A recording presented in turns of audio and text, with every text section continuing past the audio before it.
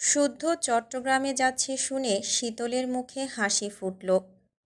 অশ্রুসিক্ত দুই চোখে বোনের দিকে একবার তাকিয়ে হাতের উল্টো পিঠে চোখ মুছল। নাকে সর্দি ওড়নায় মুছে মুখ কাচুমাচু করে আরও 2 মিনিট সময় চেয়ে নিল। স্বর্ণ বুঝল তার পাগলি বোনটার মনের কথা। বুঝল এক বুক যন্ত্রণা নিয়ে স্বাভাবিক হয়ে দাঁড়ানো ভাইয়ের কথা, যে বাড়ির মেয়েদের আপন নানা মামাদের বাড়িতেও থাকার পারমিশন দিত না। আজ এত কিছুর পরেও সে আবার ছুটে এসেছে শুধু নিরাপত্তার কথা ভেবে। জার্নি করে যাবে চট্টগ্রামে, বারণ করেও যে কাজ হবে না সেটাও জানা কথা। তবে একটা কথা না বললেই নয়, সে অমূল্য রত্ন দেখেনি, তবে তার ভাইদের দেখেছে, যারা চৌধুরী নিবাসের গর্ব দর্প। সে আর দাঁড়ালো না, ধীর পায়ে হেঁটে এসে গাড়ির কাছটায় গিয়ে দাঁড়ালো। বুঝ হওয়ার পর থেকে সে কারো সামনে কাঁদতে পারে না। কাঁদতে গেলে ভীষণ বোকা বোকা লাগে, মনে হয় কান্না হচ্ছে একান্ত আপন ও গোপন জিনিস। তাহলে কেঁদে অন্যকে দেখানোর কি আছে? অন্যরা কি কষ্টের ভাগ নেবে, নাকি কষ্ট মুছে দিতে পারবে? পারলে না হয় গলাগলি ধরে একটু কাঁদতে পারত, বুক ফাটা ব্যথাটা উগরাতে পারত। এদিকে স্বর্ণের সাথে শীতলকে না দেখে সিমিন আশেপাশে তাকিয়ে খুঁজল। তবে মেয়েকে না দেখতে পেয়ে ভার কণ্ঠে বলল, বোনকে নিয়ে এসে গাড়িতে বসো। ওর শরীর খারাপ, একটু বসে বিশ্রাম করছে করুক, তোমরা খেতে শুরু করো। শুধু শুধু কথা বাড়িও না স্বর্ণ, আমিও এটাই বোঝাতে চাচ্ছি, কথা বাড়িও না, খেতে শুরু করো। কথা বলে মায়ের থেকে কিছুটা দূরে সরে দাঁড়ালো। তারপর নিশ্চুপ হয়ে দাঁড়িয়ে দেখে গেল রাস্তায় পড়ে থাকা কৃষ্ণচূড়া ফুলের দিকে। একের পর এক গাড়ি এসে মারিয়ে দিয়ে যাচ্ছে ফুলগুলোকে। গাড়ির চাকাতে দলিত হয়ে হারিয়ে যাচ্ছে ফুলের আকার আকৃতি, রূপ, রং, সৌন্দর্য। বোন যেতেই শীতল মায়াভরা চোখে তাকালো শুদ্ধর দিকে। মানুষটা এত লম্বা, সহজে নাগাল পাওয়া যায় না।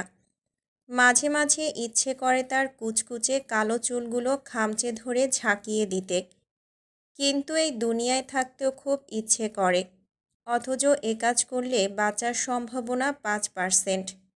কারণ বিশুদ্ধ পুরুষ চুলে কাউকে হাত দিতে দেয় না, দেওয়া পছন্দও করে না।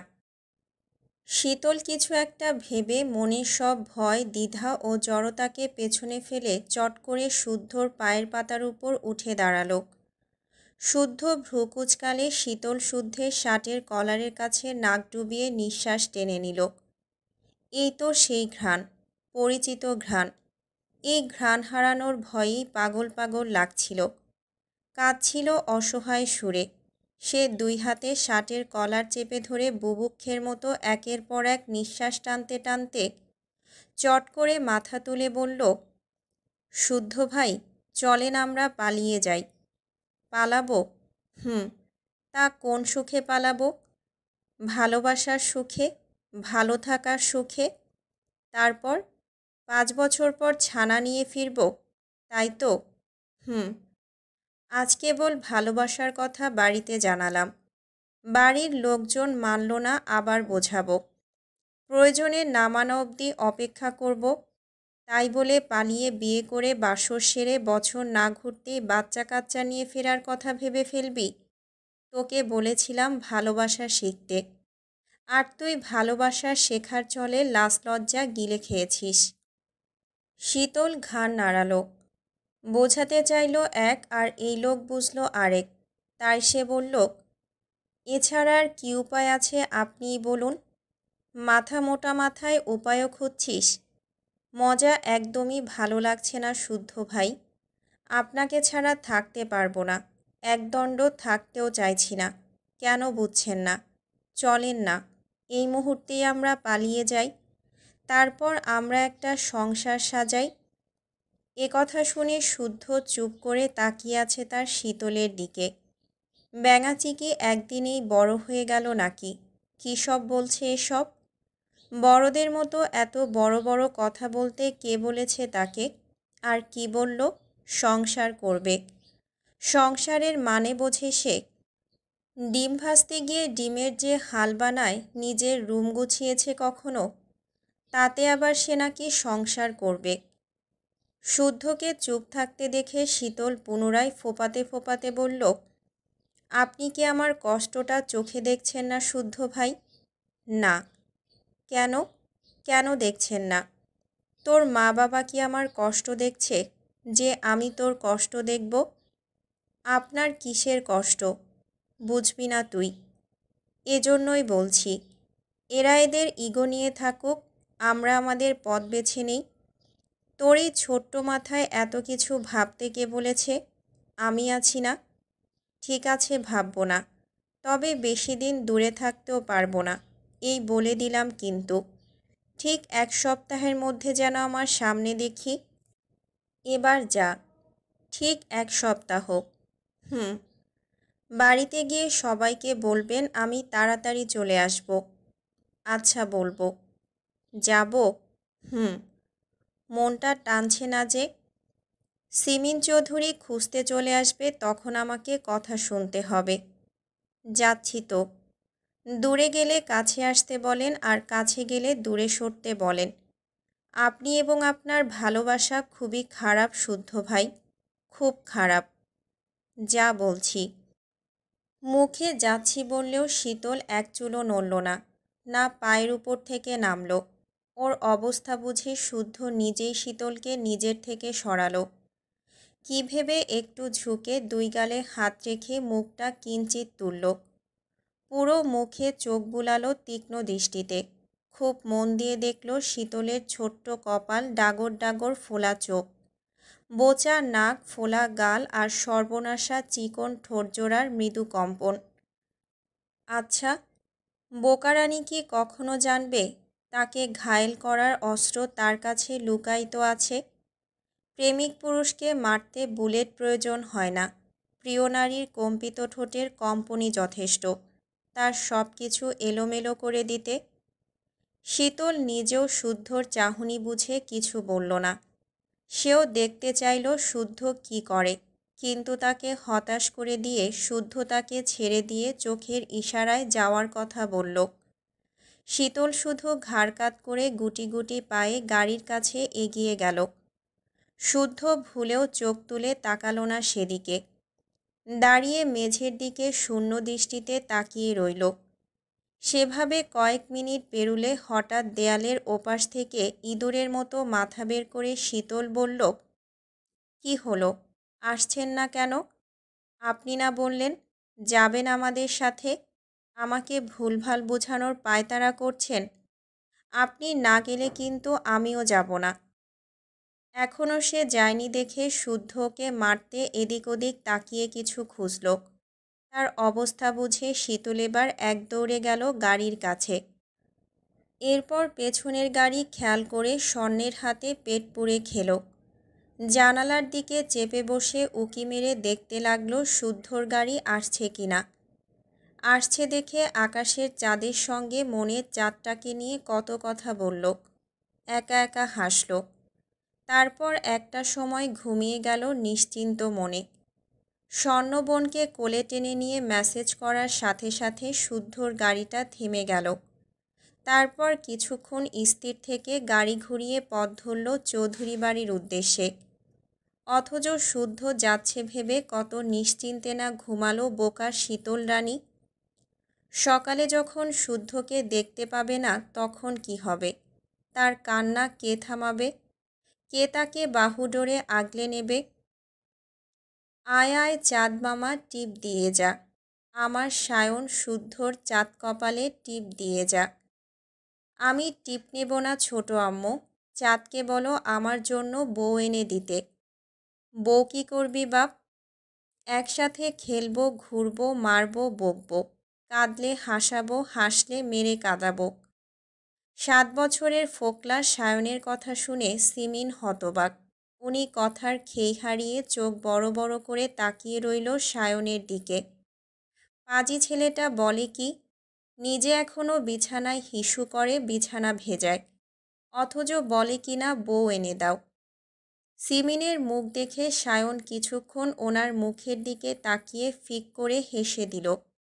পোকাতে খাওয়া ফোকলা দাঁতে সে কি হাসি।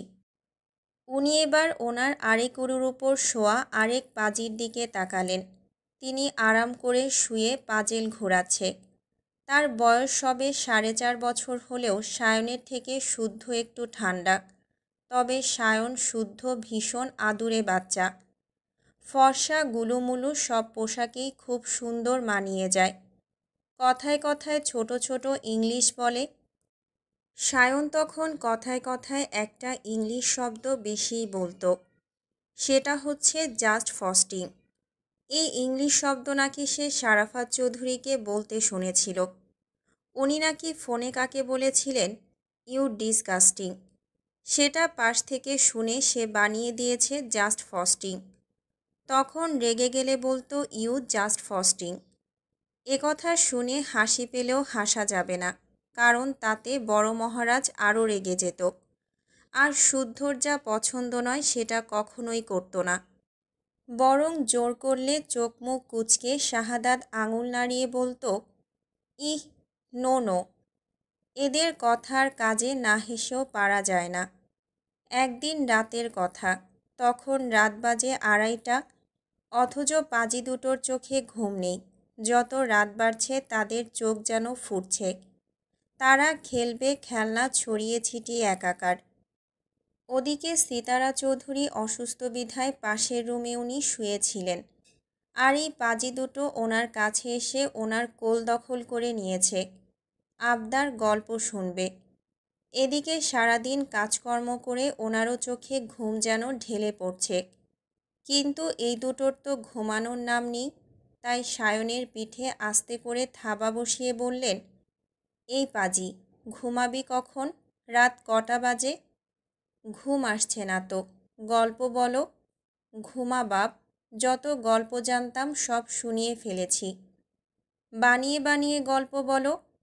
ভাইয়ের কথা শুনে শুদ্ধ তখন শাহাদাত আঙুল নাড়িয়ে বলল, নো নো, বানিয়ে না, ওইটা বলো। কোনটা? লাজকন্যাকে ড্রাগন এসে তুলে নিয়ে যায় ওইটা। একই গল্প আর কত শুনবি? মেলা দিন শুনব, তুমি বলো। মেলাবার শোনালে আমি কি পাবো? আমলা যতদিন বাঁচব তোমাকে এত এত ভালোবাসব। শুদ্ধর কথা শুনে ওনার কলিজাখানা যেন জুড়িয়ে গিয়েছিল। ততক্ষণে দুটো পাজি ওনার কোল দখল করে গল্প শোনার প্রস্তুতি নিয়ে ফেলেছে। তাই উনিও বিছানার হেডবোর্ডে হেলান দিয়ে খোলা জানালা দিয়ে আকাশের দিকে তাকালেন। আকাশে ঝলমল করছে চাঁদ। চাঁদের এত আলো এর আগে দেখেনি উনি। কোন মাসের চাঁদ তাও মনে করতে পারছিলেন না। উনি চাঁদের দিকে তাকিয়ে বলতে শুরু করলেন, এক দেশে ছিল এক রাজা। রাজার ছিল 2 পুত্র। তারা একজন ছিল চন্দ্র, আরেকজন সূর্য। তাদের দেখাশোনার জন্য এক রাজকন্যাকে তুলে আনা হয়েছিল। রাজকন্যা ছিল ভীষণ সুন্দরী, তবে কোনো কাজ করতে পারত না। সারা দিন কাঁদত। খেতে দিলেও খেতে পারত না, কারণ ওর গলায় এক ধরনের কাঁটা বিঁধে থাকত। এই কাঁটা জন্মগতভাবে এবং এর সমাধান কেউ জানত না। একদিন রাজকন্যার স্বপ্নে একটা ড্রাগন এসে জানালো, চন্দ্র আর সূর্যের রক্তপান করলে সে মুক্ত হবে। একথা শুনে সে তাই করতে নিজেকে প্রস্তুত করল। এভাবে গল্প বলতে বলতে খেয়াল করলেন পাজি দুটো ঘুমিয়ে পড়েছে। ওদের মাথায় হাত বুলিয়ে কপালে চুমু খেলেন। সেদিনের মতো আজও আকাশে পূর্ণিমার চাঁদ, মধ্যরাত, উনিও উপস্থিত। শুধু এই কোল জুড়ে সেই সায়ন শুদ্ধের মাথাটা নেই। নেই পছন্দের গল্প শোনার মিষ্টি আবদার। সেসব মনে করে সিমিন হাসলেন। আর হাসতে হাসতে চোখ দিয়ে অঝরে অশ্রু ঝরে গেল টেরই পেলেন না। গাড়ি চলছে মাঝারি গতিতে। শাহাদাত চৌধুরী সিমিন পাশাপাশি বসে থাকলেও কথা নেই কারো মুখে। শাহাদাত চৌধুরী অভিজ্ঞ হাতে গাড়ির হুইল ঘোরাতে ব্যস্ত। আর সিমিন তাকিয়ে রইল পূর্ণিমার চাঁদের দিকে। কাল থেকে একা সংসার গোছাতে হবে। দিন শুরু হবে সেনা হাউসে। ধরা বাঁধা নিয়মে নিজেকে অভ্যস্ত করতে হবে। বাড়ি থেকে বেরিয়ে সোজা পার্টি অফিসে এসেছে সায়ন। আজম তখন দলের ছেলেপুলেদের নিয়ে হৈ হৈ করে ক্যারাম খেলছিল। বাজি ধরেছে আজকে যে হারবে সেই কাচ্চি খাওয়াবে। তাদের দুই দলের মধ্যে চলছে হাড্ডাহাড্ডি লড়াই। খেলার মাঝে সায়নকে আসতে দেখে আজম গলা ছেড়ে ডাকল। সায়ন থমথমে মুখে একবার তাকিয়ে মাথা ব্যথার কথা ইশারায় জানিয়ে অফিস রুমে ঢুকে গেল। ভাইয়ের মাথা ব্যথা করছে যেহেতু ঘুমালে ঠিক হয়ে যাবে ভেবে আজমও আর কথা বাড়ালো না। তাছাড়া সায়ন যখন ডাকতে বারণ করে তখন জোর খাটিয়ে ডাকলে ভীষণ রেগে যায়। তখন চমৎকার চমৎকার গালি কপালে জোটে, যেসব গালি আবার দিনের বেলা বললে পাপ হয়, তাও আবার বড় বড় পাপ। এর চেয়ে খ্যাপা পাগল আপাতত ঘুমাক, একটু পরে না হয় ডেকে দেওয়া যাবে। একথা ভেবে তারা হৈ হৈ করে খেলাটা শেষ করল। আজমের দল বাজিতে জিতে গিয়ে বিপক্ষ দলকে খুব করে পচালো।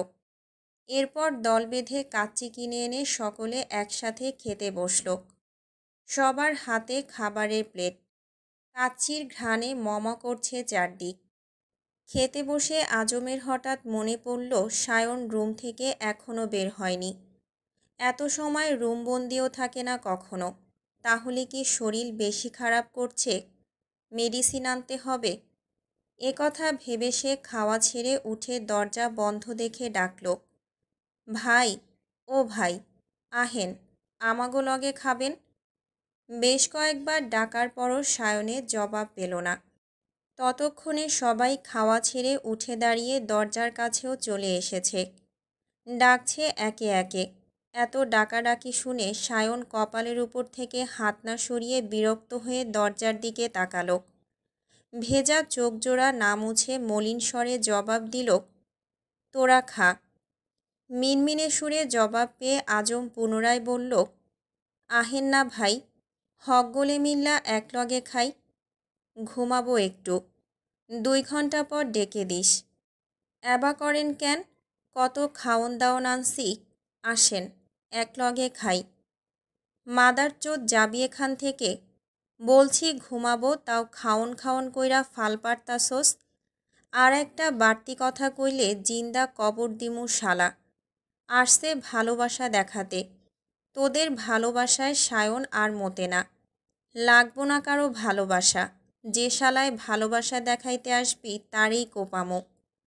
ভাই, আজম, মাথা মুথা ঠিক নাই যা কইতাছি। ওষুধ আইনা দিমু? যাবি তুই? রাইগেন না ভাই, বাহিরে আহেন। ভুল করলে আমরে 2 ঘা মারেন। তাও কন, কি হইছে আপনার? কিছু হয় নাই, তবে আমারে উঠতে হইলে আমার হাতে খুন হবি তুই। কোনো কারণে সায়ন মাত্রাতিরিক্ত রেগে আছে বুঝে আজম আর কথা বাড়ালো না। নয়তো সত্যি সত্যি মাইন নিশ্চিত, তাই শুধু বিড়াল সুরে বলল, আচ্ছা ভাই, আপনি তাইলে ঘুমান। কিছু লাগলে আমারে ডাইকেন, আমি এইখানেই আসি। একথা বলে ছেলেপুলেকে শব্দ করতে বারণ করে অন্যদিকে বসল। যত খুশি নিয়ে খেতে বসেছিল তত খুশি আর রইল না কারো। কিন্তু সায়নের সমস্যার কথা সে নিজে থেকে না বললে জানারও উপায় নেই। এসব ভেবে সে প্রথম লোকমা মুখে পুড়তে যাবে তখনই ফোনের রিংটোন বেজে উঠল। অসময়ে কল আসায় বিরক্ত হয়ে ডিসপ্লেতে তাকাতেই ভ্রু কুঁচকে গেল। এই নাম্বার থেকে অযথা কল আসে না, আর যখনই আসে তখনই বুঝতে হবে ঘটনা সিরিয়াস। তাই সে সতর্ক হয়ে চট করে উঠে দাঁড়িয়ে একটু সাইডে সরে গেল। তারপর দ্রুত কল রিসিভ করে বলল, হ্যালো শুদ্ধ ভাই। ভাইয়া কোথায় আজম? অফিস রুম থিক্কা বাহির হয় নাই, তয় কি লইয়া জানি খুব রাইগ্গা আছে। বের হলেও একা ছেড়ো না। কোনো সমস্যা ভাই? একটু, তবে যতটুকু বললাম মনে রেখো। চোখ কান খোলা রেখো, আর হ্যাঁ, আবারও বলছি, ভাইয়াকে একা ছেড়ো না। জি ভাই, কিন্তু আপনি কোথায়? গাড়ির শব্দ শুনতাছি। আছি আশেপাশেই। আপাতত ভাইয়ার দিকে খেয়াল রেখো, রাখছি। একথা বলে শুদ্ধ কল কেটে দিল। আজম ভ্রুজোড়া কুঁচকে আরেকবার তাকালো বন্ধ অফিস রুমের দিকে। তখন তাদের দলের এক ছেলে দৌড়ে এসে জানালো চৌধুরী নিবাসে ঘটে যাওয়া ঘটনা। শীতলটাও চলে গেছে, সাথে সারাফাত চৌধুরী সায়নকে বাড়ি থেকে বের করে দিয়েছে। একথা শুনে আজম হতবাক হয়ে মাটির দিকে তাকিয়ে রইল। পরক্ষণেই চোখ বেয়ে অশ্রু গড়াতে লাগলো তার। তার দেখা সবচেয়ে সুন্দর পরিবারটিও এভাবে ভেঙে গেল। এবার কি হবে? আর স্বর্ণ ভাইকে ছেড়ে চলে গেল। ভাই মানবে কিভাবে? মানার চেয়েও বড় কথা, বাঁচবে কিভাবে? কেউ না জানুক, সে তো জানে স্বর্ণের জন্য তাদের ভাই কতটা পাগল, ঠিক কতটা ভালোবাসে স্বর্ণ আপাকে। আজম আর ভাবতে পারল না। তবে এই ঘটনা জানাজানি করতে বারণ করল এবং আপাতত ভিড় করতে মানা করে নিজেও বন্ধ রুমের দরজার কাছে 2 পা ছড়িয়ে বসে পড়ল। দেয়ালে মাথা ঠেকিয়ে বিড়বিড় করে বলল, সব সুন্দর জিনিসের স্থায়িত্বকাল এত অল্প সময় কেন দাও গো মাবুদ? আমারে সুন্দর পরিবার দাও নাই মাইন্না নিছি, কিন্তু চোখে দেখার মতো সুন্দর একটা পরিবার দিছিলা, তাও কাইরা নিলা। আমার শাহরিয়ার ভাইয়ের ধৈর্য দাও খোদা। মানুষটা উপরে শক্ত হইলেও ভেতরে যে নরম মাটি। পরিবারকে উনি বুক দিয়ে আগলে রাখত, সেই পরিবার ভাইঙা গেছে। ভাইয়ে না জানি কত কষ্ট পাইতাছে, আর আমি কিনা কাচ্চিনে এতক্ষণ পইরা আসিলাম। একথা ভেবে সে 2 হাতে মুখ ঢেকে অঝরে কাঁদতে লাগল। তার চোখের পানি 2 হাতের ফাঁক গলে পড়তে লাগল। এভাবে অনেকক্ষণ আজম সেখানেই বসে রইল। রাত বাড়ছে দেখে দলের অনেক ছেলেপুলেরা বাড়ি চলে গেল। কেউ থাকতে চাইলে আজম ওদের বারণ করে দিল। এভাবে ঘণ্টা 3 পার হওয়ার পর সায়ন বেরিয়ে এলো। কঠিন মুখে আজমের দিকে তাকিয়ে বলল, কাঁদছিস কেন? কে মরেছে তোর? ভাই। এত কিছু ঘইটা গেছে, আমি তখন কিছু বুঝি নাই ভাই। এখন বুঝছিস? জি ভাই। বুঝে কারবাল ছিললি? একথা শুনে আজম মাথা নিচু করে নিল। তার 2 চোখ তখনও ভেজা। ওকে কাঁদতে দেখে সায়ন কেবলই হাসল। তারপর আজমের কাঁধ জড়িয়ে ধরে সামনে হাঁটতে হাঁটতে বলল, পুরুষ মানুষের এত সহজে হারলে চলে না রে পাগলা। আমাদের বুকটা তৈরি কষ্ট লুফে নেওয়ার জন্যই। পুরুষ হয়ে জন্মেছি, একবার বাপে কষ্ট দেবে, মায়ে কষ্ট দেবে। ভাই বোনরাও আঘাত পাচ্ছি নাকি খোঁচা মেরে দেখবে। যাকে ভালোবাসি তাকে বাদ রাখাও যাবে না, এতে পাপ হবে, পাপ, বুঝলি? এভাবে হাসতে হাসতে সায়ন অনেক কথাই বলল। বাচাল আজম চোখের পানি লুকাতে লুকাতে শুধুই শুনে গেল। অতপর তারা হাঁটতে হাঁটতে একসময় অন্ধকারে মিলিয়ে গেল। কোথায় যে গেল আর খুঁজে পাওয়া গেল না। ইরানের রাজধানী তেহরান, সকাল 10:30।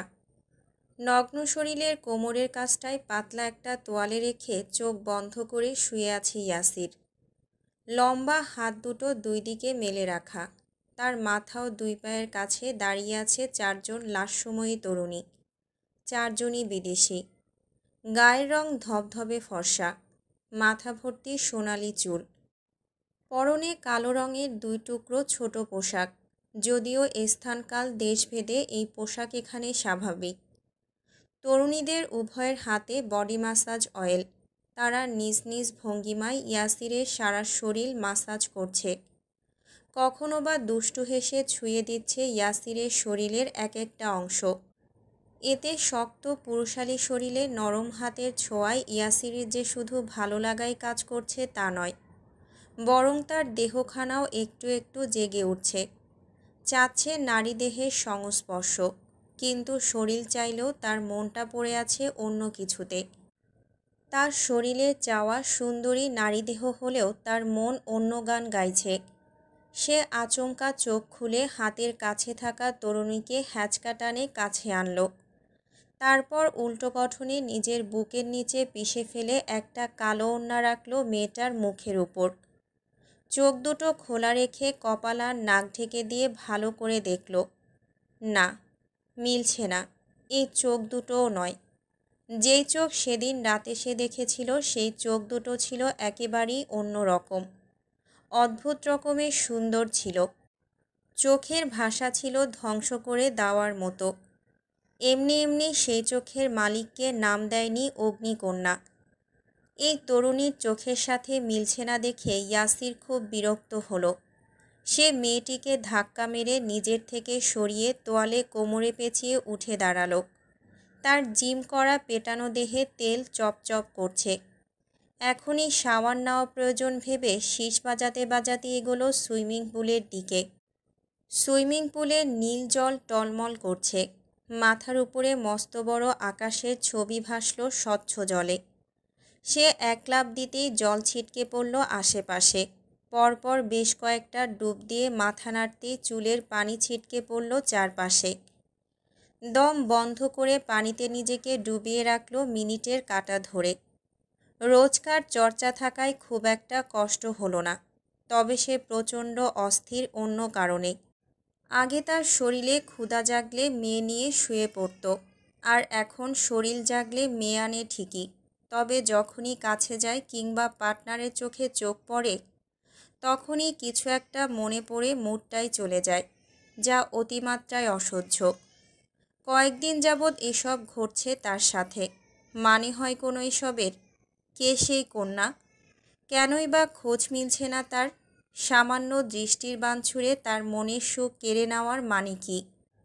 শুরুর দিকে মেয়েটাকে খোঁজার জন্য এতটা আগ্রহ দেখায়নি, তবে আজকাল মনে হচ্ছে মাফিয়াগিরি ছেড়ে সেই মেয়েটার সন্ধানেই বের হতে হবে। এসব ভাবতে ভাবতে সাঁতার কাটতে লাগলো সে। ঠোঁটে ফিসলে হাসি, মনে দুষ্টু ভাবনা।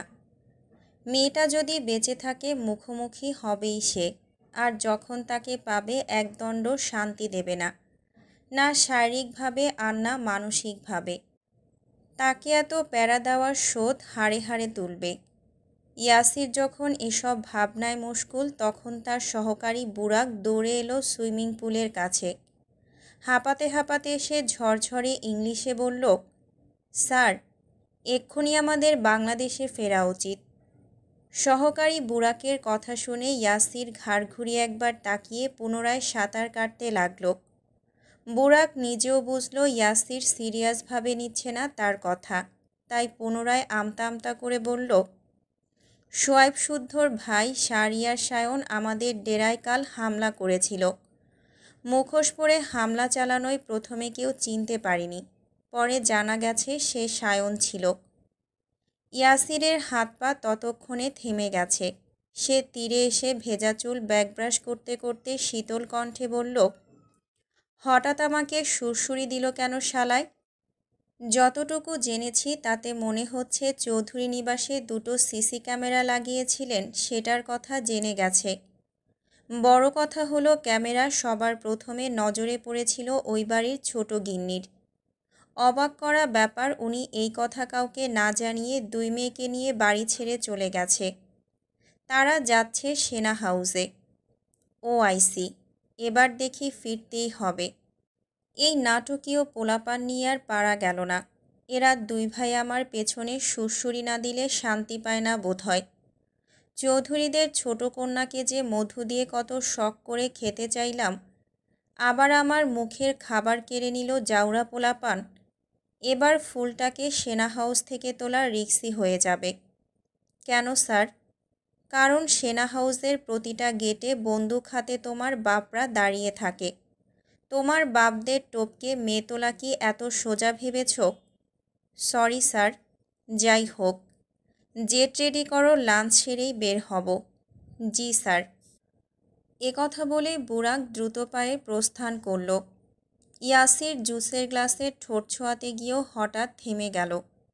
হাতের কাছে ওর আরেকটা শুকনো তোয়ালের নিচে থাকা পিস্তলটা নিয়ে শ্যুট করল বডি ম্যাসাজ করা এক তরুণীর দিকে।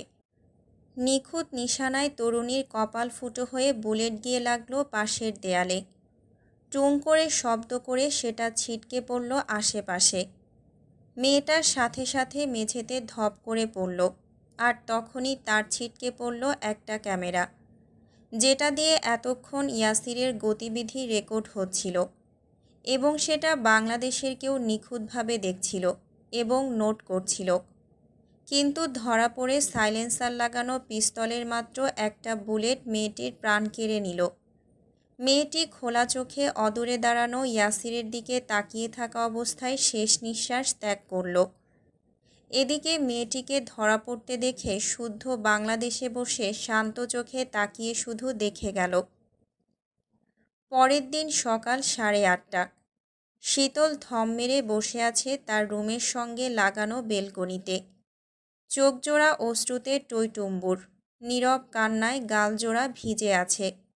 হাতের উল্টো পিঠ দিয়ে চোখ মুছতে না মুছতেই পরক্ষণেই গাল ভিজে একাকার। হেঁচকি উঠছে ক্ষণে ক্ষণে।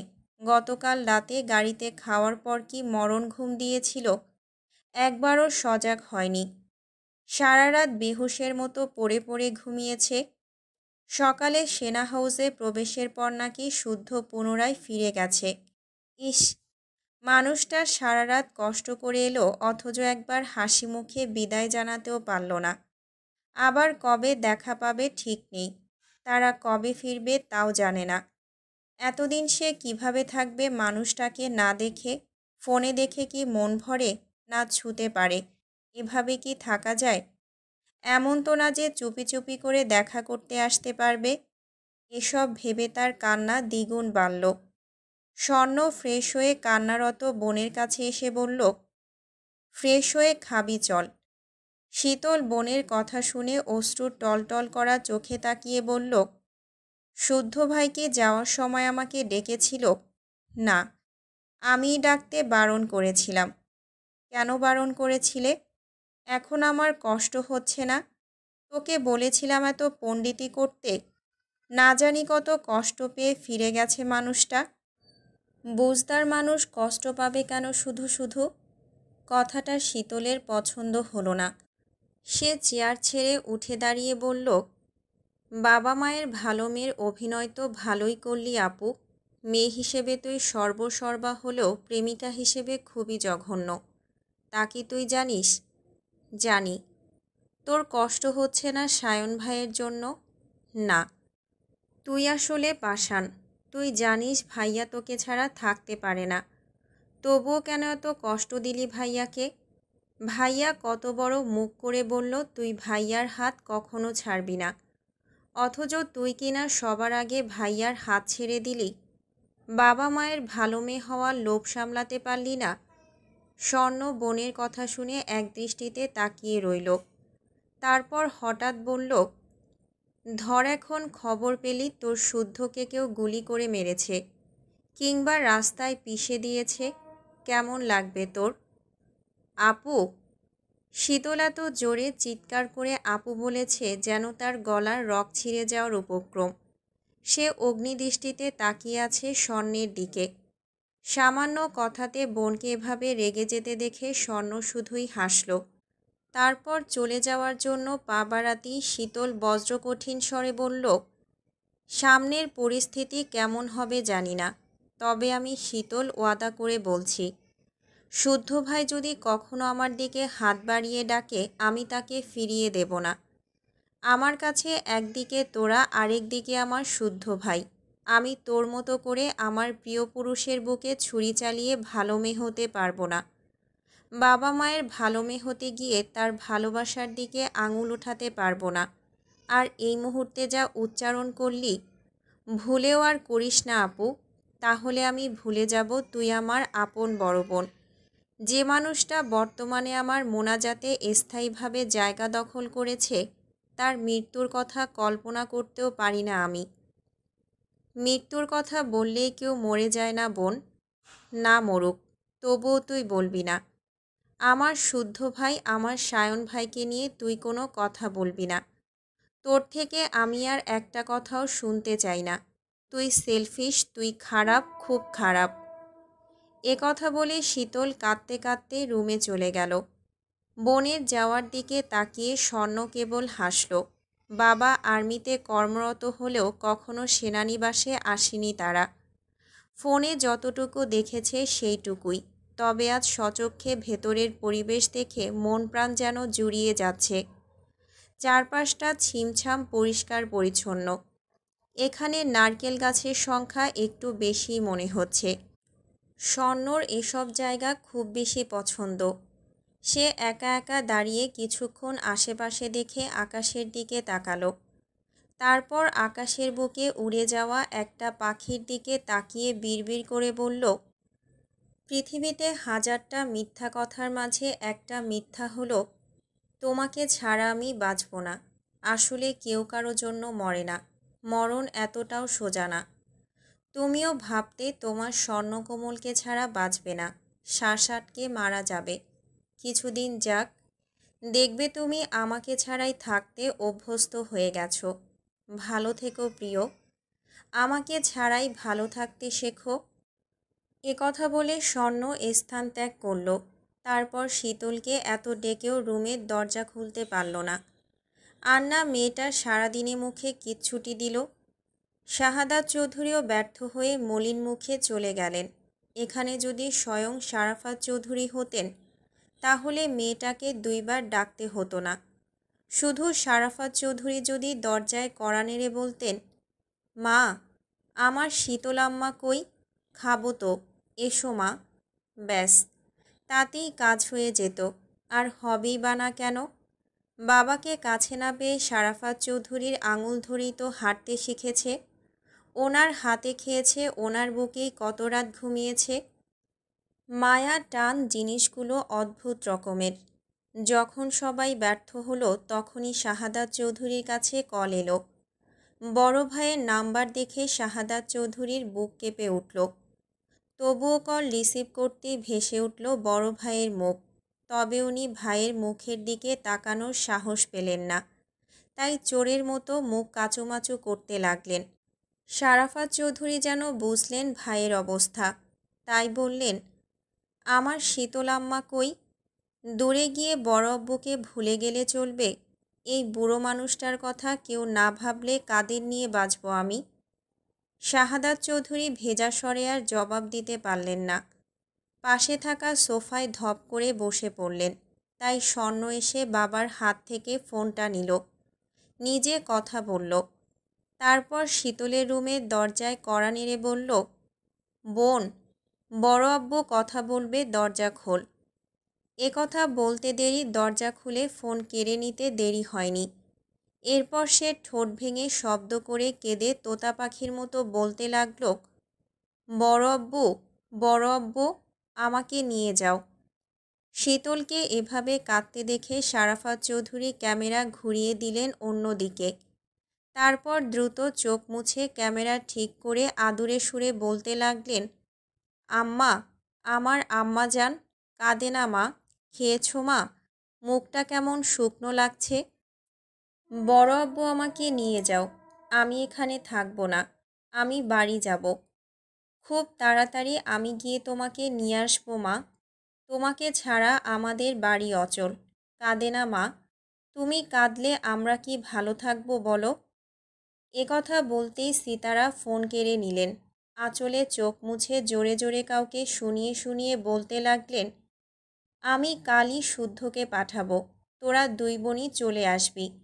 আর কে বাড়ি ফিরল না ফিরল এত দেখার সময় নেই, চলে আয়, আমি নিজে তোদের বিয়ে দেব।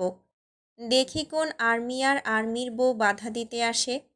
দেশে কি আর আইন নাই, নাকি আমরা আইন বুঝি না? বাড়ির মেয়ে দুটোকে নিয়ে গিয়ে লায়েক সাজছে তারা। লায়েক না, মেয়ে ওদের একারই। আমরা যেন বানের জলে ভেসে গেছি। আমাদের কোল ফাঁকা করবি তো আগে কেন নিয়ে মেয়ে দুটোকে দূরে সরে যাসনি? কেন হিসেব করে বাড়ির সন্তানদেরকে ভালোবাসতে বলিসনি? পেলে পুষে বড় করলাম আমরা, এখন আমাদের বুক ফাঁকা করে দিয়ে তারা ভালো বাবা মা সাজছে, ভালো বাবা মা সাজার নাটক শুরু করেছে। সারা রাত গোপনে কাজ ছেড়ে সকালবেলা ফিরেছে আজমার সায়ন। প্ল্যান সাকসেস হওয়ার আনন্দে একটু আধটু নেশাও করেছে তারা। তবে হাঁটা চলা ভালো করে না খেয়াল করলে সেটা বোঝার উপায় নেই। এখন তাদের প্ল্যান সারাদিন পড়ে পড়ে ঘুমাবে আর সন্ধ্যায় উঠে ইয়াসিরের ডেরায় আরেকবার হামলা চালাবে। গতরাতে যে ক্ষতি করেছে এতক্ষণে জায়গা মতো খবর টবর চলে গেছে নিশ্চয়ই। এখন তেহরানে বসে বসে ইয়াসির মনের দুঃখে একবার কপাল চাপড়াক, আর একবার না হয় পেছন চাপড়াক। এসব নিয়েই কথা বলতে বলতে অফিসে ঢুকে দেখে স্পেশাল চেয়ারে রাজকীয় ভঙ্গিমায় শুদ্ধ বসে আছে। তার পরনে গতদিনের সাদা শার্ট ও কালো প্যান্ট। শীতলদের রেখে এখানে এসেছে বলার অপেক্ষা রাখে না। কিন্তু কেন এসেছে? সে আসতে বলেছে? তার কি কেউ আছে এই পৃথিবীতে? নেই। নেই তো। থাকলে কি আর কেউ বাড়ি থেকে তাড়াতে পারত? তারা জানে না সে বাড়ি ছেড়ে থাকতে পারে না। আদৌ কখনো থেকেছে? মায়ের হাতের খাবার না খেলে ওর পেট ভরে না। সারা দুনিয়া খেয়ে নিলেও মায়ের হাতের ডাল ভাত না খেলে মনে হয় পৃথিবী ক্ষুধার রাজ্য। এক রাত কেটে গেল, তার ভাই বোনরা কই? কানের কাছে তারা কিচিরমিচির করছে না কেন? নানান আবদার নিয়ে ছুটে আসছে না বা কেন? শীতলটাও তো একবারও ফোন করল না। বনের ছায়ায় থেকে ওই বেয়াদবটাও আরও বেয়াদব হয়ে গেছে। শীতলের কথা মনে হতেই সায়ন শুদ্ধের মুখের দিকে তাকানোর আর সাহস পেল না। এক পাষাণ নিষ্ঠুর মানবীর জন্য শুদ্ধ শীতলের বিয়ে আটকে গেল। তাদের কথা না বললে হয়তো শুদ্ধ শীতলের বিয়ে আটকানোর ক্ষমতা কারোরই থাকতো না। সে আটকাতে দিত না, কিন্তু ভেবেছিল চারজনের বিয়েটা যদি একসাথে হয় তাহলে মন্দ কী। তারও ইচ্ছে করে না গোপনে প্রেম চালিয়ে যেতে। সে তো স্বর্ণকে আগে থেকেই বলতো বিয়ের কথা, বরং স্বর্ণই তাকে বারবার আটকিয়েছে, এটা ওটা বলে বুঝিয়েছে। নয়তো তাদের কথাই সবাই আগে জানতো। কিন্তু যার জন্য জানালো সেই সবার আগে হাত ছেড়ে নিজের পথ বেছে নিল। মধ্যখান থেকে শুদ্ধ আর শীতলকে দূরত্বের দহনে নতুন করে পড়তে হলো। বর্তমানে তার ভাই বোনের কষ্টের কারণ সে। এ কথা ভাবলেও অপরাধবোধে বুক পাঁজর ভেঙে আসছে। যাদের সম্পর্কের সূচনা নিজে করেছিল সময়ের ব্যবধানে, সেই এখন হয়েছে তাদের দূরত্বে থাকার মূল কারণ। এটা কি কষ্ট নয়? মনে মনে একথা ভেবে সে এক নজর ভাইকে দেখেই মুখ ঘুরিয়ে নিল। শুদ্ধ দেখল, বুঝল ভাইয়ের মনের কথা। কেন জানি তার ঠোঁটের কোণে এক টুকরো হাসিও ফুটে উঠল। তারপর কিছুক্ষণ নীরব থেকে শুদ্ধ বলল, বাড়ি ফিরতে ইচ্ছে করছে না, তাই এখানে এলাম। ততক্ষণে সায়ন হাত পা ছড়িয়ে মেঝেতে শুয়ে পড়েছে। মাথাটা টলছে। শরীরটা যেন ভার ছেড়ে দিতে পারলে বাঁচে। তার দেখা দেখি আজমও তার পায়ের কাছে শুয়ে পড়ল। তখন শুদ্ধর কথার জবাবে সায়ন বলল, সবাই চিন্তা করবে। করবে না বলো করছে। তাহলে যাক। শুধু আমার জন্য চিন্তা করছে আমি কিন্তু একবারও বলিনি। শুদ্ধর প্যাঁচ খাটানো কথায় সায়ন ঘাড় ঘুরিয়ে তাকালো ভাইয়ের দিকে। ঠোঁটের কোণে মলিন হাসি ফুটিয়ে বলল, আমি যাব না। যেতে কখন বললাম? তোমাদের যখন যা ইচ্ছে করতে পারো, আমি কাউকে বারণও করব না, থামতেও বলবো না। তাহলে বাড়ি যাচ্ছিস না কেন? একথা শুনে শুদ্ধ চেয়ারে মাথা হেলিয়ে ঘূর্ণায়মান সিলিংয়ের দিকে তাকালো। তারপর বেশ কিছুক্ষণ থেমে ধীরে ধীরে বলল, সাহসে কুলাচ্ছে না। আমি তো জানতাম আমার থেকেও আমার ভাই সাহসী। তা তো বটেই। তবে আজ এটাও জেনে রাখো, তোমার ভাই একটা অপ্রিয় মুখের কাছে ভীতু, এক আদুরে স্নিগ্ধ মুখের খিলখিল করা হাসির কাছে কুপোকাত, এক চঞ্চলা হরিণীর অভিমানী দৃষ্টির কাছে পরাজিত। ঘুরে ফিরে শুধুই একটা জায়গায় আটকে যাই, আর তাকে হারানোর ভয়েই নীরব যন্ত্রণায় প্রতিনিয়ত কুঁকড়ে থাকি। এইটুকু বলে শুদ্ধ থামল।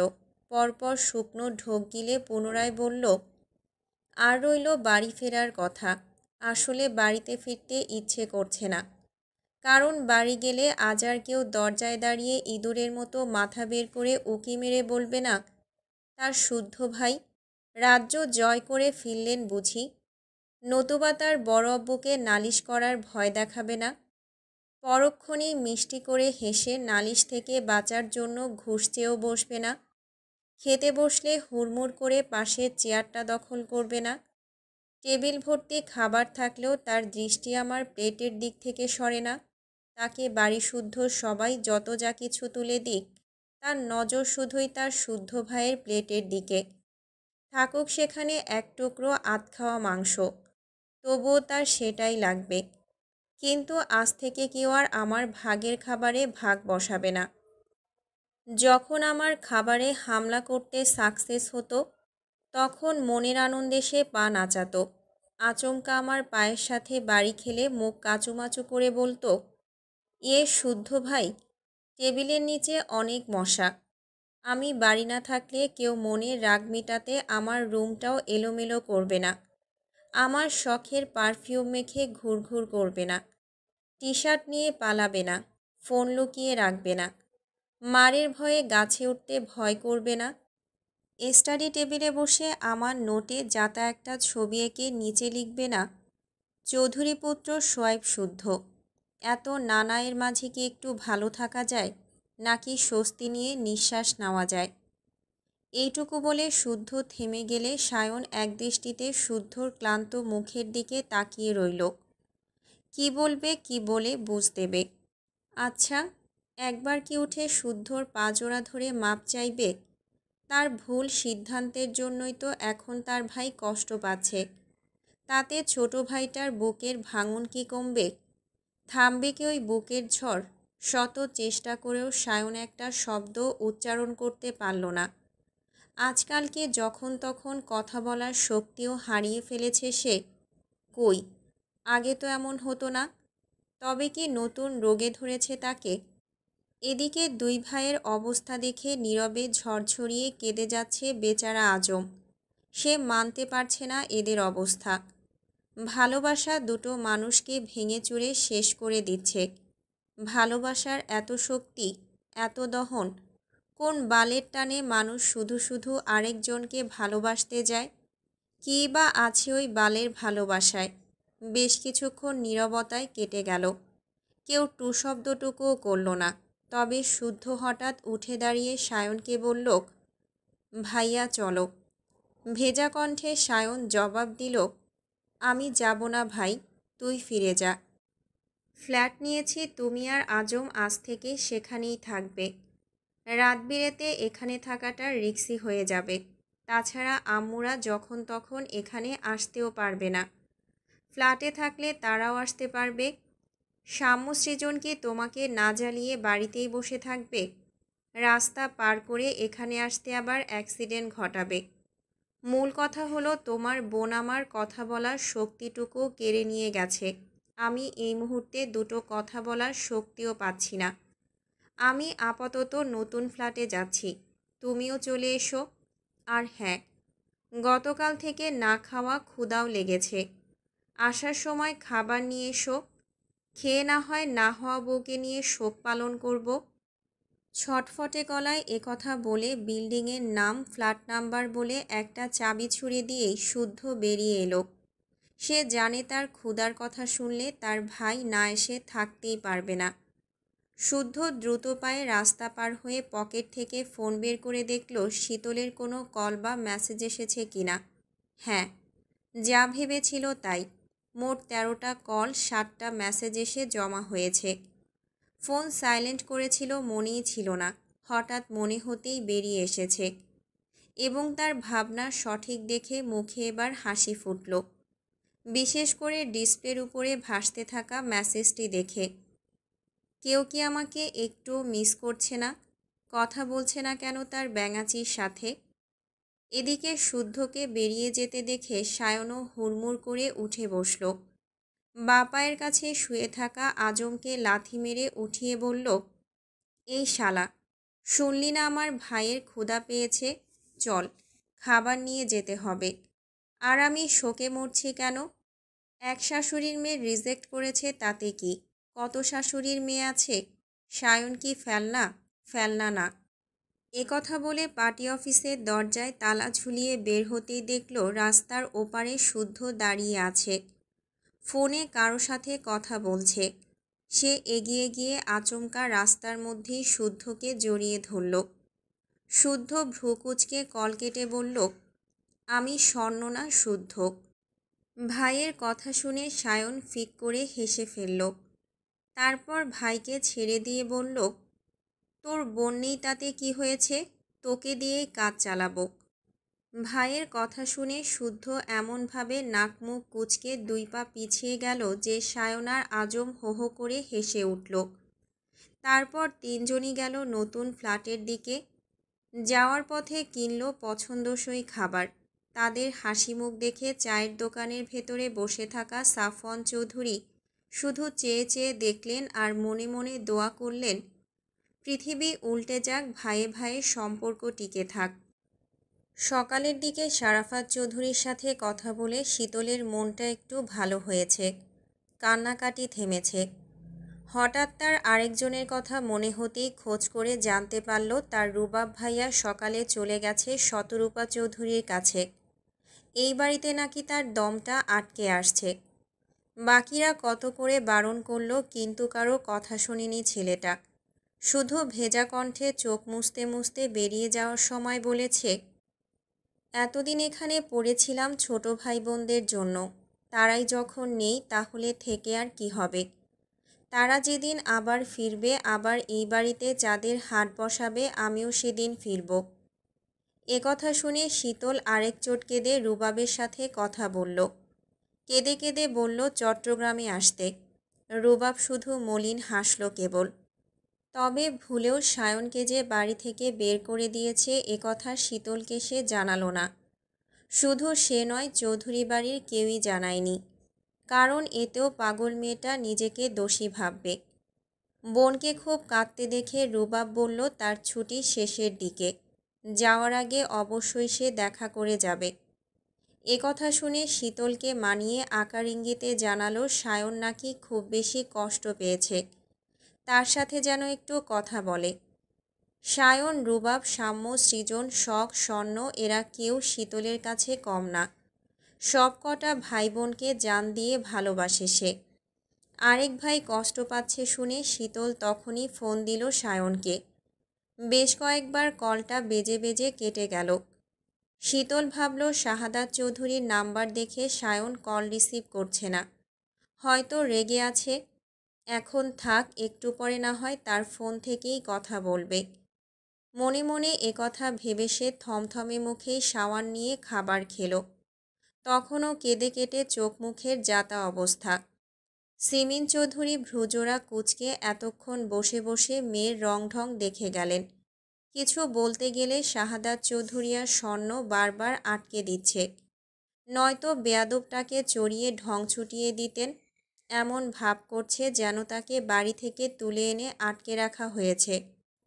এতই যখন বাড়ির লোকেদের প্রতি দরদ, আসতে গেলি কেন? আসলি তো এত সব ঢং দেখানোর মানে কি?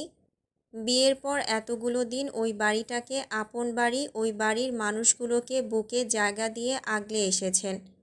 এখন তাদের ছেড়ে আসতে ওনার যখন কোনো সমস্যা হচ্ছে না, তাহলে 2 দিনে ছানাপোনা হয়ে তোদের এত বাধা কিসের?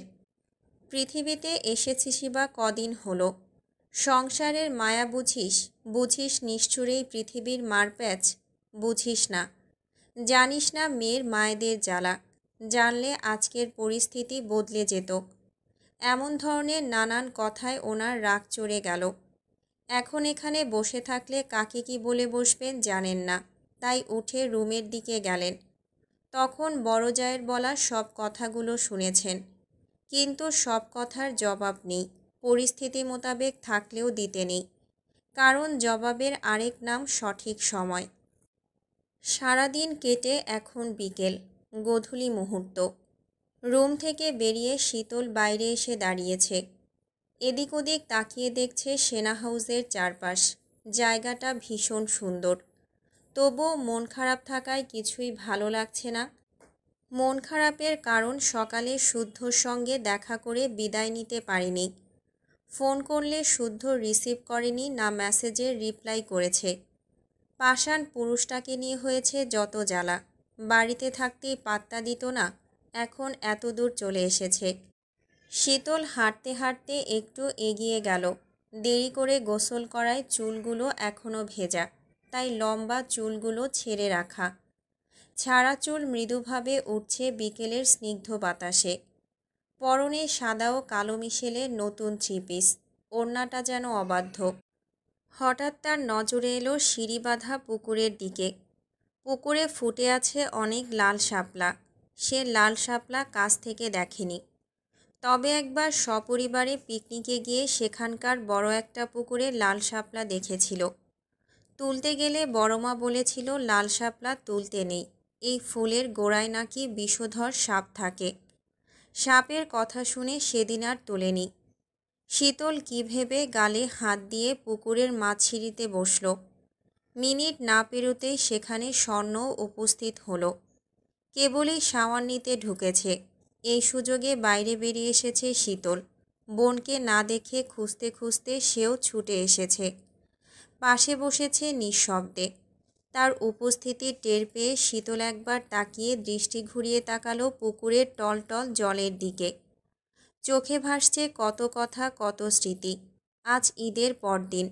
সব ঠিক থাকলে বাড়িতে কত মজা হতো, নয়তো চৌধুরীদের 3 গিন্নির এক গিন্নির বাপের বাড়িতে সপরিবারে দাওয়াত খেতে যেত। যখন এসব ভাবনায় মশগুল, তখন সেখানে আর্মির ড্রেস পরা এক যুবক এসে দাঁড়ালো। পেছনে দাঁড়িয়ে গলা খাকারি দিয়ে উপস্থিতি জানান দিয়ে হাসি মুখে বলল, ম্যাম, আমি জুবায়ের। স্যার আমাকে দায়িত্ব দিয়েছেন আপনাদেরকে ঘুরতে নিয়ে যাওয়ার জন্য। তা কোথায় যেতে চান বলুন? কথা বলে জবাবের আশায় পাশে বসার স্বর্ণের দিকে তাকালো। চোখে মুখে মুগ্ধতা। শাহাদাত স্যারের মেয়ে আছে জানত, তবে পুতুলের মতো দেখতে তা জানা ছিল না। বলা বাহুল্য মিসেস শাহাদাতও ভীষণ সুন্দরী, তা বলার আর অপেক্ষা রাখে না। জুবায়ের বয়স ভেদে বুঝল স্বর্ণ বড় আর শীতল ছোট, কিন্তু এখানে কে স্বর্ণ আর কে শীতল বুঝে উঠতে পারল না, কারণ স্যারের থেকে শুধু নাম দুটো শুনেছে সে। এদিকে জুবায়েরের দৃষ্টি খেয়াল করে শীতল তার আপাদমস্তক পরখ করে ভ্রু কুঁচকাল, মনে মনে মুখ বাঁকাল। তারপর বলল, আমার বোন বোবা, কথা বলতে পারে না, যা বলার আমাকে বলুন। বোবা শুনে জুবায়েরের মুখে বিস্ময় খেলে গেল। আফসোসও হলো এত সুন্দরী মেয়েটা কিনা বোবা।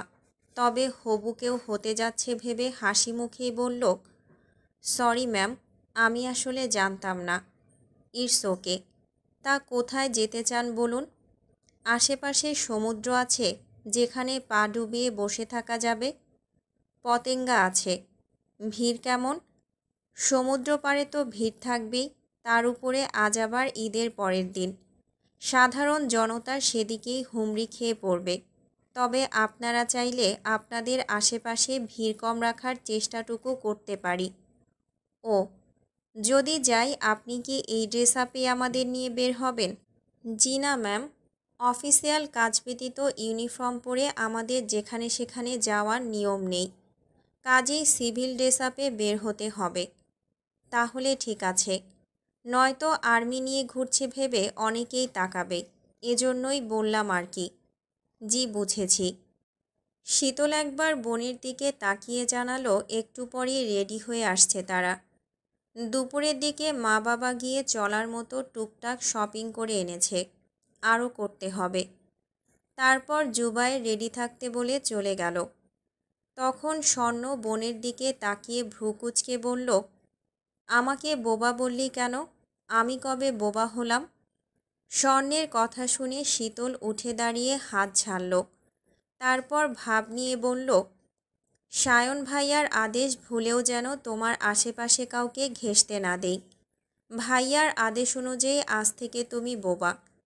সে বলবে আর আমাকে মানতে হবে? হবে। কেন হবে? কারণ আমার ভাই তোমাকে ভালোবাসে, পাগলের মতো ভালোবাসে। থাক, ভাইকে নিয়ে আর ওকালতি করতে হবে না। এখন বল, ওর সাথে তোর কথা হয়েছে? হয়েছে। আমার নামে অভিযোগ করেছে? না, শুধু বলেছে তোমার আশেপাশে যেন কাউকে ঘেঁষতে না দিই। যদি ঘেঁষে তাহলে শুদ্ধ ভাইকে অন্য কারোর সাথে বিয়ে দেবে। অর্থাৎ ভাসুরের দেওয়া দায়িত্ব ঠিকঠাক পালন করতেই হবে, নয়তো আমার ওগো হাতছাড়া হয়ে যাবে। বোনের কথা শুনে না চাইতেও স্বর্ণ হেসে ফেলল। তারপর দুই বোন গল্পে গল্পে রেডি হতেই শাহাদাত চৌধুরী বলল, যাচ্ছো মা যাও, জুবায়ের দায়িত্ববান ছেলে। আশা করছি সমস্যা হবে না। আর যা লাগবে জুবায়েরকে বলবে, কেমন? আর হ্যাঁ, বলতে ভুলেই গেছি, সে কিন্তু নিজেও মেজর। আশা করি তাকে সম্মান করবে, সম্মান দিয়ে কথা বলবে। জুবায়ের মেজর শুনে শীতল অবাক হয়ে বোনের দিকে তাকালো। স্বর্ণের মধ্যে কোনো ভাবান্তরই দেখা দিল না, কারণ তখন তার ইউনিফর্মে সে র্যাঙ্ক ব্যাজ দেখেছিল। তারপর জুবায়ের ডেকে পাঠালে তারা দুই বোন পার্কিং লটে গেল। নামি দামি গাড়িতে হেলান দিয়ে সিভিল গেটআপে তাদের জন্য অপেক্ষা করছিল জুবায়ের। তাদের দেখে নিজেই হাসি মুখে গাড়ির দরজা খুলে দিল। বলা বাহুল্য আর্মি কাট করা চুলের ছেলেটা যথেষ্ট সুদর্শন, মিশুকে। তবে কথা বলছে, মজা করছে মেপে বুঝে। বের হওয়ার আগ মুহূর্তে শুদ্ধর একটা মেসেজ পেয়েই শীতলের মনটা ভালো হয়ে গেছে। বেড়াতে যাওয়ার কথা শুনে শুদ্ধকেও জানিয়েছে। জবাবে তার ঘাড়ত্যাড়া পুরুষ বলেছে, হিজাব পরে ভদ্রবেশে বের হবেন, আর যার তার সাথে কিলকিল করা থেকে বিরত থাকবেন। একটা অভিযোগ যদি কানে আসে, পিঠে চেলাকাঠের বাড়ি একটাও কম পড়বে না বলে দিলাম। আগে শুদ্ধ যখন এই ধরনের কথা বলতো খুব রাগ করত, মনে মনে গালি দিত, কিন্তু এখন বোঝে এসবের আড়ালেও ভালোবাসা লুকিয়ে আছে। ভদ্রতার খাতিরে টুকটাক কথা বলছে জুবায়েরের সাথে, তাদেরকে এটা ওটা দেখাচ্ছে, চিনাচ্ছে। মজার ব্যাপার হচ্ছে স্বর্ণ কথা বলতে পারে তা জুবায়ের জানে, এবং এটাও জানে এদের দুই বোনের একজন চঞ্চল তো আরেকজন খুবই শান্ত। সেই হিসেবেই দুজনের সাথে কথা হচ্ছে। এদিকে জুবায়েরের আদেশ পেয়ে কয়েকজন আর্মি সৈনিক সিভিলে পতেঙ্গায় উপস্থিত হয়ে জায়গা বেছে নিয়ে খুব সুন্দর করে সাজিয়েছে। সমুদ্রে পা ভেজানো যাবে এবং স্পেশালভাবে স্বাগত জানানোর ব্যবস্থা করেছে, যেখানে ভিড়ভাট্টা থাকবে না, হইহট্টগোল থাকবে না। এদিকে এটা ওটা দেখতে দেখতে যেতে যেতেই মাগরিবের আজান হয়ে গেল। জ্যামে বাধা পেল। তারপর ধীরে ধীরে যখন পৌঁছালো তখন রাত প্রায় 8:30। রাত হয়ে গেলে সমুদ্র দেখতে পারবে না ভেবে শীতল মুখটা ভোঁতা করে বোনের দিকে তাকালো। এদিকে স্বর্ণ গাড়িতে উঠেই কড়া দৃষ্টিতে খেয়াল রাখছে জুবায়েরের প্রতি। এর মধ্যে ঘ্যাপলা কিছু দেখলেই গুজে রাখা ছুরি বসাতে দ্বিধা করবে না। কাছের মানুষগুলো ভালো, সবাই সবাই খুব বিশ্বস্ত, তবুও অন্ধবিশ্বাস কাউকেই নয়। সে বরাবরই একটু কঠিন ধাঁচের। তিক্ত কাজ, তিক্ত কথাগুলো আগে করে ভাবে বলে অপছন্দের তালিকা দখল করেছে। বাবার পরিচিত এই লোকটা তাদের নয়, আর মা বাবাও যে বিশেষ কারণে তাদেরকে একসাথে পাঠিয়েছে এটা বুঝতে তার কষ্ট করতে হয়নি, বরং বুঝে ফেলে তাচ্ছিল্যের হাসি হেসেছে। গাড়ি থামলে তারা একে একে সবাই নামল। একটু পথ হেঁটে সামনে এগোতেই দমকা বাতাসে শরীর জুড়িয়ে গেল। উঠতে লাগলো পরনের ড্রেস। আকাশটা আজ গম্ভীর হয়ে আছে। চাঁদ নেই, তারা নেই, জ্যোৎস্না নেই, কেমন যেন থমথমে হয়ে আছে আকাশের অবস্থা। লাইটের ঝলকানিতে দেখা যাচ্ছে সমুদ্রের কোল ঘেঁষে সিমেন্টের ব্লক রাখা। শীতল ব্লকের উপর বসে পা ভেজাতে ভেজাতে আশপাশে তাকালো। আকাশের অবস্থা দেখে তেমন লোকজন নেই বোধহয়, তবে তার কেন জানি ভালো লাগছে। আর এই ভালো লাগাটা দ্বিগুণ হতো যখন পাশে তার বিশুদ্ধ পুরুষটাকে পেত। আবার শুদ্ধকে মনে পড়ায় সে মনে মনে বলল, শুনছ হে সমুদ্র, আজকে আমি একা একা পা ভেজালাম, খুব তাড়াতাড়ি আমার বিশুদ্ধ পুরুষকেও নিয়ে আসব। তোমার সঙ্গে তার পরিচয় করিয়ে দেব। প্রথমে খ্যাচখ্যাচ করলেও পরে দেখবে আমার পুরুষটা খুব উদার মনের। সে একজন পাহাড় লাভার হলেও সমুদ্রকেও অনীহা করবে না, বরং তোমাকেও সাদরে গ্রহণ করবে। যখন আমরা দুজন দুজনার হাত ধরে একসাথে সমুদ্রে পা ভেজাব। অতপর সেখানে অনেকক্ষণ সময় কাটালো তারা। ঘুরে দেখলো পতেঙ্গার দোকানগুলো থেকে কেনাকাটা করে গাড়িতে উঠতেই ঝমঝমিয়ে বৃষ্টি নামলো। বৃষ্টির মধ্যেই জুবায়ের গাড়ি টানছে, কারণ শাহাদাত চৌধুরী কলের পর কল দিয়ে যাচ্ছেন। চলেও এসেছে প্রায়, আর কিছু দূর গেলেই পৌঁছে যাবে। কিন্তু মেঘের গর্জন শুনে অন্তরাত্মা কেঁপে উঠল। এবং এত জোরে জোরে মেঘ ডাকছে, শীতল ভয়ে বোনকে আঁকড়ে ধরে বসে আছে, চোখে মুখে ভয়ের ছাপ। অগত্যা বাধ্য হয়ে এবার জুবায়ের বলল, সামনের একটা রেস্টুরেন্টে কিছুক্ষণ অপেক্ষা করি, রাতও তো অনেক হয়েছে, ডিনারটা সেরে ফেলি, ততক্ষণে বৃষ্টি কমে যাবে ইনশাআল্লাহ। অবস্থা দেখে সম্মতি দিতেই একটা 5 তারকার রেস্টুরেন্টে তাদের গাড়ি এসে থামল। ভিজে পুড়ে তারা রেস্টুরেন্টে প্রবেশ করল। তিনজনে বসল কর্নারে থাকা একটা টেবিলে। স্বর্ণ ওড়না দিয়ে বোনের মাথা মুখ গা মুছে দিল। জুবায়ের নিজেও রুমাল দিয়ে মাথা মুছতে মুছতে শুধু দেখে গেল। মনে মনে বেশ করেও হাসল। তারপর খাবার অর্ডার করলে খাবারও আসলো খুব তাড়াতাড়ি। খেতে খেতে শীতল এদিক ওদিক তাকাতে গিয়ে তার সামনের একটা টেবিলে নজর গেল। সেখানে একটা ছেলে বসে আছে এবং একাই রাজকীয় ভোজ নিয়ে বসেছে। তবে একটা খাবারেও স্পর্শ করছে কিনা সন্দেহ। শীতল তাকে দেখতে দেখতে ছেলেটা হঠাৎ চোখ তুলে তার দিকে তাকালো। তাতেই চার চোখের চোখাচোখিও হয়ে গেল এবং তার চোখ দেখে শীতল আচমকাই ভীষণ খেল। কাশতে কাশতেই দেখে গেল সামনে বসা ছেলেটাকে। আচ্ছা, নীল চোখ দেখল নাকি? কি আশ্চর্য! বাংলাদেশেও নীল চোখের মানুষ আছে? কই, কখনো দেখেনি তো। তবে অদ্ভুত সুন্দর ছেলেটার চোখ জোড়া। ছেলেটা কি বিদেশি নাকি বাঙালি? চেহারা দেখে অবশ্য মনে হচ্ছে বাঙালি আর বিদেশির মিশেলে তৈরি।